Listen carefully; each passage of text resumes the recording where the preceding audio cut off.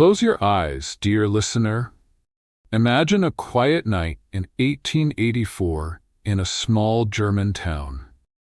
A little boy, just 5 years old, lies sick in bed. His father hands him a strange gift, a tiny compass. The needle trembles, pointing north. The boy's eyes widen. "Papa," he asks, "why does it move? What invisible hand guides it?" This boy's name was Albert Einstein, and this is the story of how a sickly child who spoke late, failed exams, and was called slow by his teachers, became the man who taught us how the universe dances. Young Albert wasn't like the other children. He hated rote learning. His teachers scolded him. "You'll never amount to anything." But Albert, he dreamed in equations. At 12, he devoured a geometry book like it was candy. While others memorized facts, he wondered, what if I rode a beam of light? Would time stop? But life wasn't kind. His father's business failed. The Einsteins moved to Italy, leaving Albert alone in Munich. Lonely and depressed, he dropped out of school. Yet in his heart, a fire burned. "I will understand the secrets of light." At 23, Albert worked in a Swiss patent office, grading inventions. But his mind? It soared. Between paperwork, he scribbled equations on scraps. One day, he had a thought so wild it changed history. What if time isn't the same for everyone? In 1905, his miracle year, he published 4 papers. One explained light as particles, photons.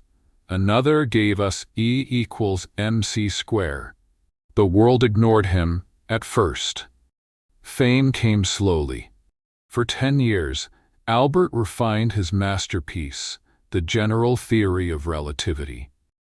He said gravity isn't a force. It's the universe bending, like a trampoline under a bowling ball. In 1919, scientists proved him right during a solar eclipse. Overnight, Einstein became a superstar. Yet he wore the same wrinkled sweater and played violin to calm his mind. But fame has shadows. In 1939, fearing Nazis would build atomic bombs, Einstein urged President Roosevelt to act first.